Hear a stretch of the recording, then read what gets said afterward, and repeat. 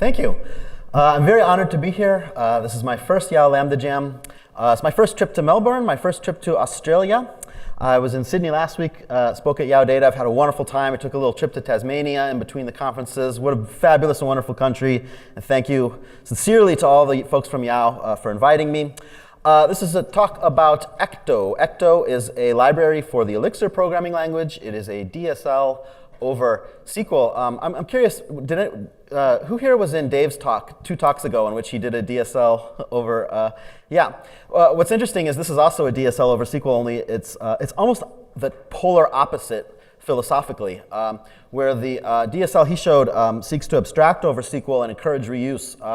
Ecto to some degree does the opposite. So you get kind of 2 sides of the coin here, which I think is an interesting comparison.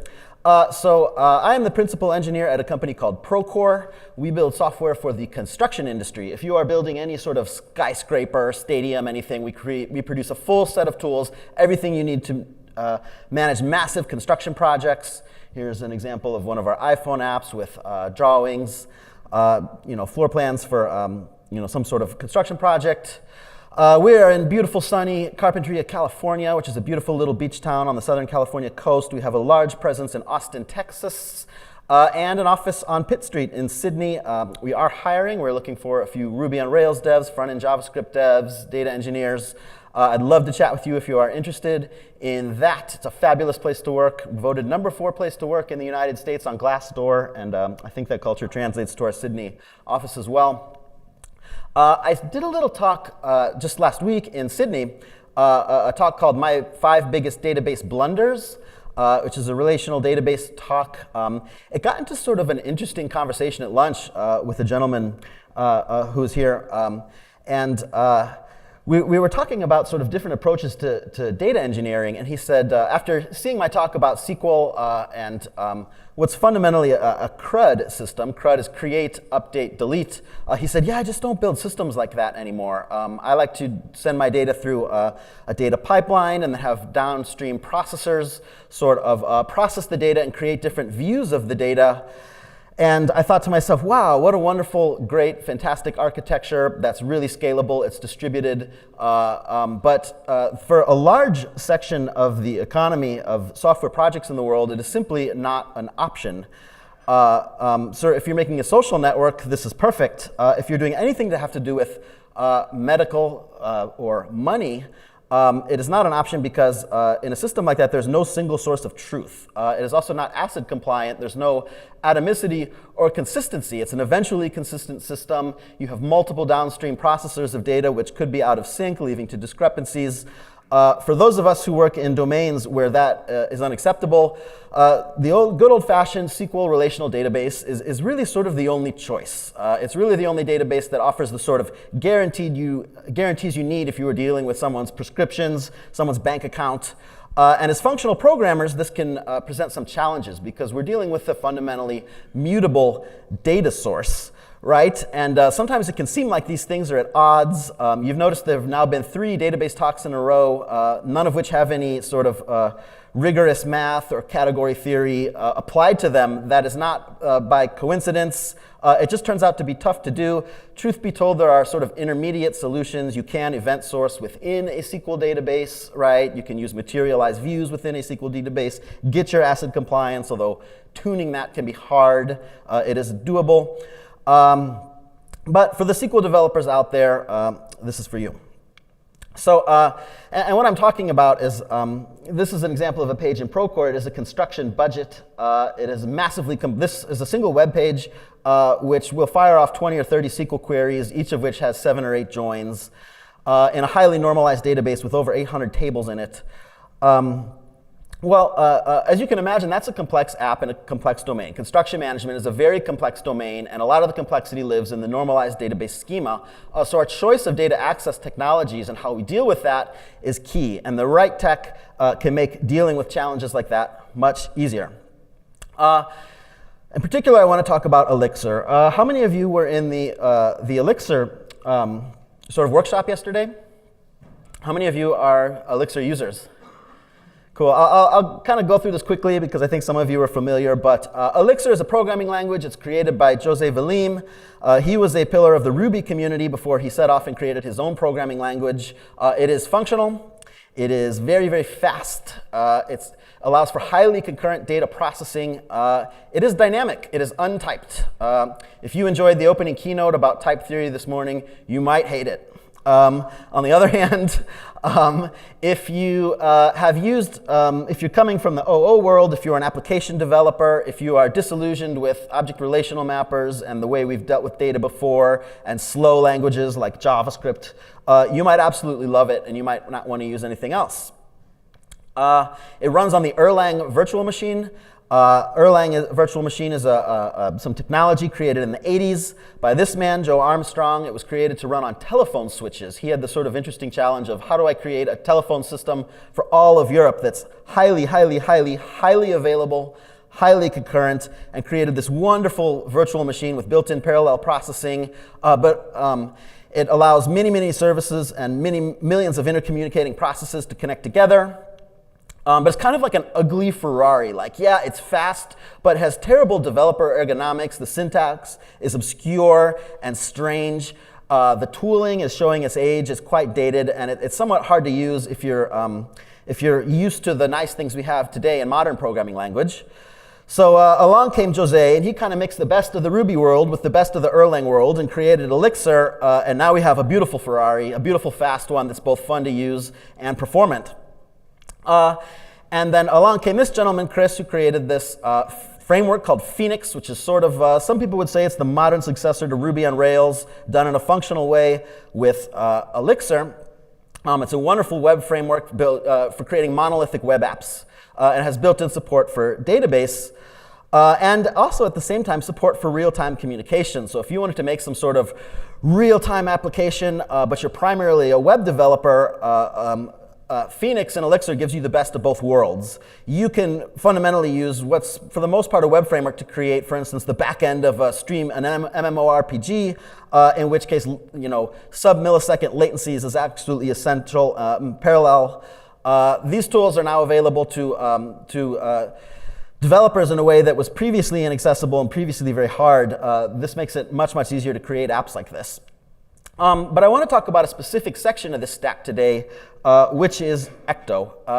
Ecto is the data access portion of Phoenix, although it can also be used as a library to itself. It's what we use to interface with the relational database. And it was created by Jose, who also created the Elixir programming language. He follows a sort of benevolent dictator model of programming language design. And I'm really glad he created this library because I absolutely love it, and I think it solves a lot of problems with sort of the previous generation of data access libraries. This is my personal history of using data access starting way back in the 90s. These are mostly object relational mappers from Java and C# and Cold Fusion and Ruby.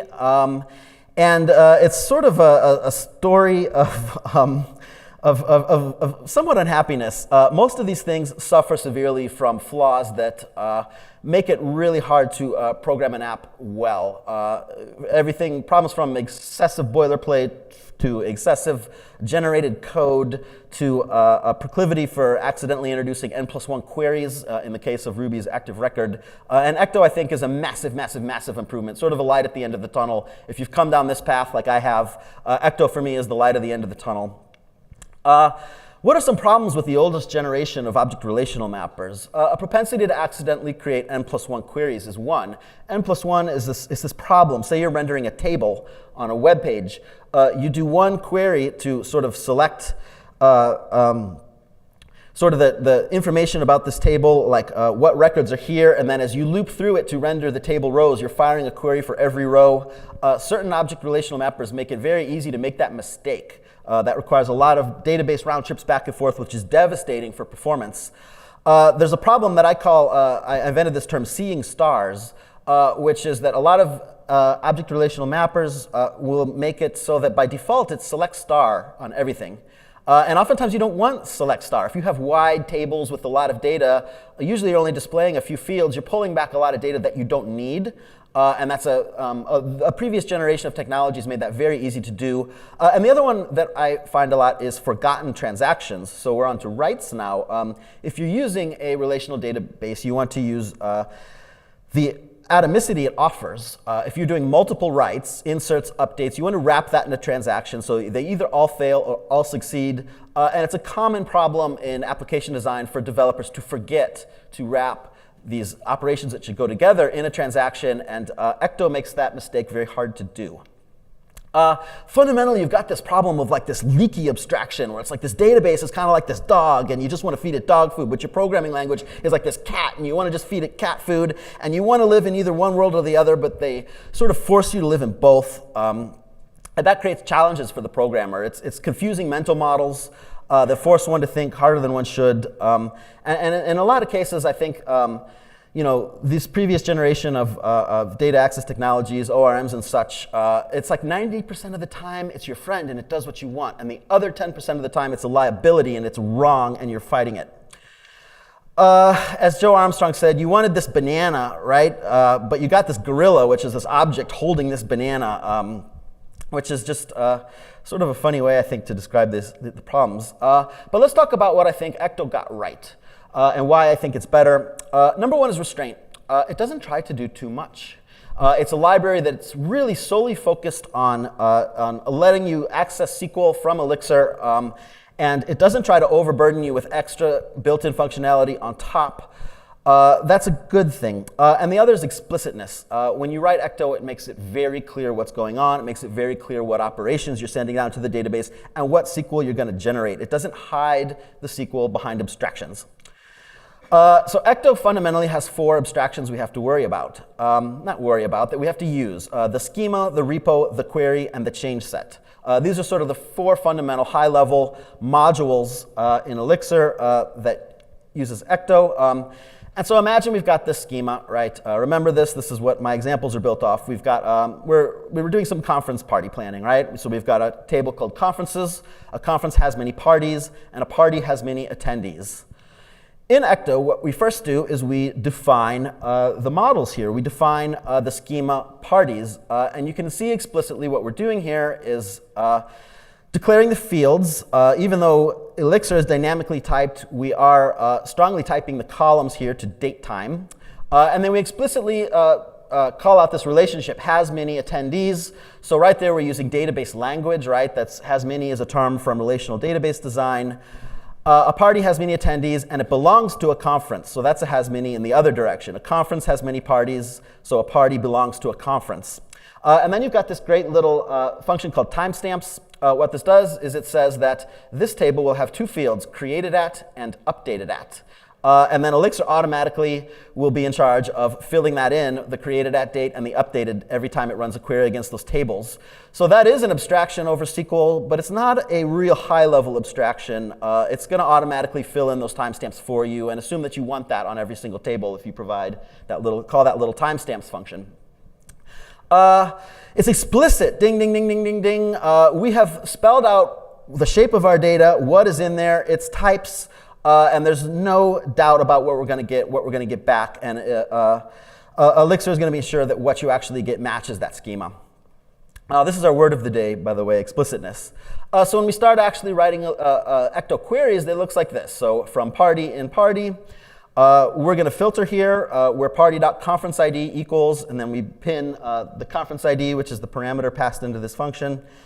And then we have a select, and we're pulling back party name, start time, and end time. So this looks like SQL, doesn't it? It looks a lot like we just re-expressed SQL using Elixir, and that's exactly what we did, and that's exactly the goal.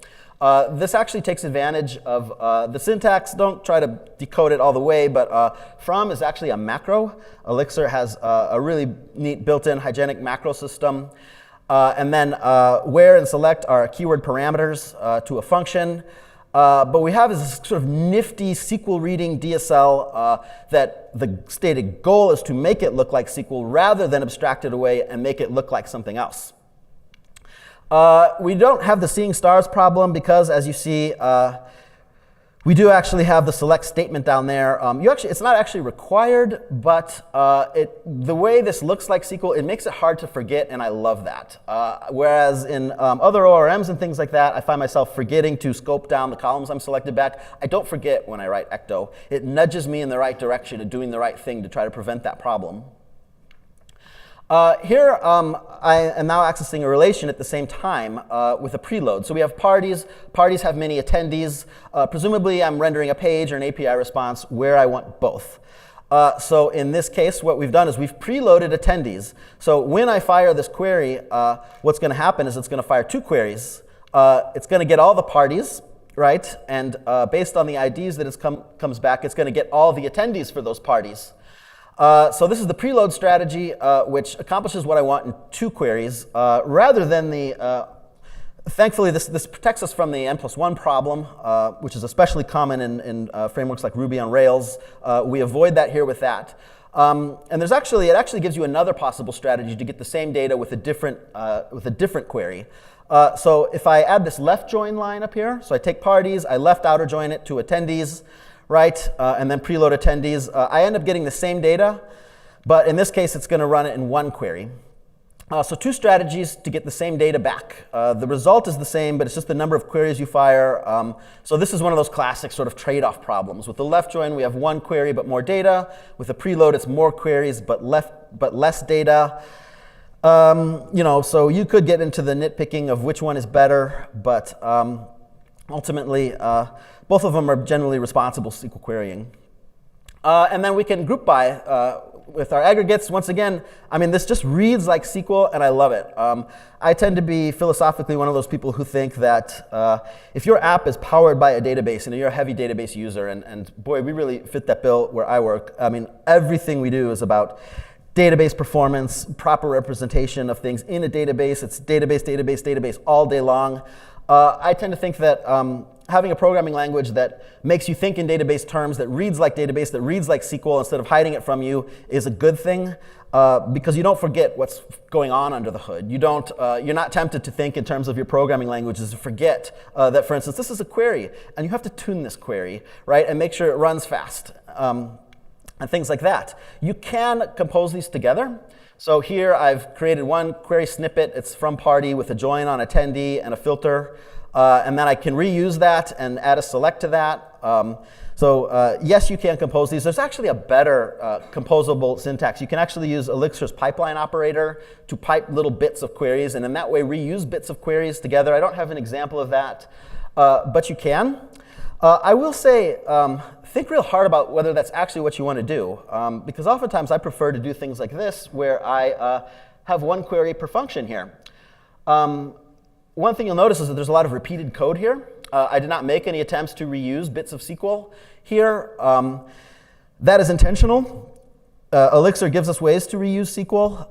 I often prefer not to. I think sometimes I've noticed that a lot of web developers that I work with a massive web development team, dozens and dozens and dozens of web developers on a single application backed by a single database. I find that trying to reuse too many parts of it leads to people losing track of what SQL they're building, right? When you start to string together SQL bits from other parts, different parts of your code base, different modules, different files, you kind of lose sight of the whole big picture, and you forget things. One thing is indexes, right? Every query needs to be tuned to be fast. If you don't have the right index, it's going to be slow. And if you start chaining together bits of SQL from different files, it's really easy to forget, like, oh, wait, I have a where in there. I better make sure there's an index on that column, right? I find that thinking in SQL helps you write better SQL and allows you to gently nudges you to consider the performance implications and tune it, rather than trying to hide it from you, in which case you might forget that I need to actually go and check the SQL that's outputted and actually make sure it's efficient and fast. And I need to check the query plan, figure out what kind of joins it's doing, and is it getting back the data that I actually want. This nudges the developer in the direction of write better SQL, in my opinion. That doesn't mean I'm advocating that you should never reuse anything. On the contrary, there are some great points where I think you should reuse SQL. One example is like a soft delete. So a lot of our tables, we have delete functionality. A user wants to delete, I don't know, say an email, right? So you've got the email table. Instead of actually deleting the row, we just have a deleted at column with a timestamp. So if they delete it, we just fill in the timestamp, and that row is deleted. That's something you don't want to, most of your queries, you want to filter out the deleted items. So you might want to create a snippet of SQL with the filter where deleted at is null, right? And reuse that. And that's a perfectly acceptable case to reuse SQL. In other cases, I would use caution, right, and not overdo it on trying to be too dry with SQL snippets. That is more of a personal sort of preference than an Ecto or Elixir preference. A lot of people who write Ecto reuse everything and pipe things all over and have their SQL spread out across files all over their code base. It's up to you if that's what you want to do. I prefer not to. As Jose says, functional programming is about making the complex parts of your program explicit. And for us writing what are basically enterprise applications for an immensely complex business of construction management, the complex parts are often the data access. It's often getting the data out of the 800 plus tables in our database in the most efficient, fastest way so that we can display it on a web page or an API response. And so I want to be as explicit as possible in those particular parts of the program. When we actually want to fire this query, we use the repository pattern. So we have repo.all, and we pass the result of one of those previous functions with party.forConference. That's what I showed you that has looks like SQL. It returns a function. We pass that to repo.all, and we fire that off. So this is eagerly evaluated, right? This is not a lazy evaluation framework like some of the old ORMs were. We know exactly when this query fires. It's when we run this line. And then if we were writing a Phoenix app, right, this is what the controller looks like. We make our call to get all our data. We pass it to the render method. We tell it what view to render, and voila, we have a page. This is kind of a functional version of the old Martin Fowler's old repository pattern, where we have a module called repo that mediates between the data and the data mapping layers. I like it because, once again, it's explicit. There's that word, ding, ding, ding, our word of the day, explicit. So let's talk about writing for a second when we want to write to a database. I love this because I think there's a novel approach here that I haven't seen. I'm sure it exists in other data access layers, libraries, and stuff like that. I'm not sure which ones. I haven't seen it. But I think this is really neat the way they did this. OK, so let's say we have this schema called users, right, with a name, an email, and an age. Cool. We've got that explicitness. We've encoded in our code base what these data types are, what fields to expect. OK, so we want to create this. Thing called a change set, right? And we have this sort of pipeline kind of syntax for validation and casting. So that little pipe sort of greater than, that's Elixir's pipe operator. So we're taking a user, what's a struct is being passed in there. A user struct is passed to this cast operators, which knows that name and email are required and age is optional, and it will enforce that and raise validation errors if that's not actually what it receives. We validate the email with a regex. We validate that the age is between 18 and 100, and then we pipe it through this unique constraint function. This is kind of a cool feature of Ecto. Well, unique constraints are enforced at the database level. You cannot insert an email address that already exists in the email addresses. Why then do we also encode that notion in our application code, right? It's for better error messages. So if the database here returns a unique constraint violation error, Ecto will tell you it's because it will generate a nice friendly error message that says it's because you introduced a duplicate email address. So by encoding that constraint in the code here, Ecto is able to better inform the programmer what you did wrong if a constraint violation occurs. And then what we can do is have, even though we have one user table, we can have multiple different change sets with different validations. In this example, we've got one set for creating a new user, which validates the name, the email, and has that unique constraint, right? In another change set, say you've got a form that allows the user to update their email address, right? We have another entire change set. Certain object-oriented ORMs and things only allow you to do one set of validations, which always breaks down and always causes problems, and causes you to do all kind of messy conditionals and stuff in your validations. This just gives you different sets of validations for different operations, which I really like. And then to actually perform updates and inserts, you have to do this cool thing called a multi. where we actually take this multi and we pipe it, an insert and an update.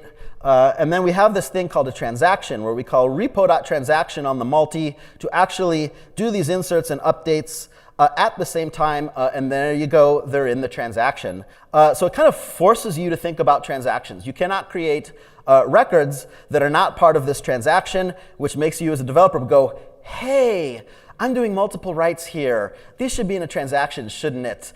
Ecto is making me create this transaction. I'm not going to forget, and we have this. It saves you massive headaches over problems of forgotten transactions where you have orphaned records and things like that. That problem more or less goes away. Goodbye, forgotten transactions. And there's some notion of command query responsibility segregation here, maybe not in like this sort of strict definition, but in the more abstract definition. Read and update are using different models. That makes sense in a SQL world. In a SQL world, reads are going to contain aggregates and joins. Writes is always run row at a time. Those are fundamentally different shapes of data. This gives you two different models to work with those, instead of forcing you to use, like, for instance, one model object to sort of represent both of those types of operations, which leads to problems. So, instead of trying to express our sort of DSL here in like a very English-style syntax, it's a very SQL-style syntax. It's forcing us to think about what we're selecting. It is an eager instead of lazy-loaded framework, which avoids problems like accidentally firing queries off in the view layer of your application. And it kind of forces you to confine all your queries to sort of one layer of the stack. On the downside, there's more boilerplate, more complex mental model with repos and schemas. It is less dry, at least if you want to write it that way like I do. Is it less readable? I don't know. It depends what you're used to. If you love SQL, it's not. I love SQL. I think it's fantastic. It's my favorite language to write in. And we have this trade-off, explicitness and performance over convenience. It lets databases do what they're best at, encourages SQL usage, it's constraint aware, encourages transactions. It's very easy to test if you're writing automated tests for this kind of thing. It has the best, I don't have time to get into it, but it has the best sort of testing framework for query generation that I've seen. It does have capacity for if you've got semi-structured data in your database, like a JSON column, or if you're using it against a document store, it supports that too. And you can write your own adapters. Here is Ecto being used to query the GitHub API. So it doesn't have to be just for relational databases, right? People have written adapters for APIs. I'm Brad Urani. Follow me on Twitter. I'll follow you back. Feel free to connect with me. I've got a blog, although I don't update it very much. I work in beautiful, sunny Santa Barbara, California at Procore. I'd love to chat. Thank you.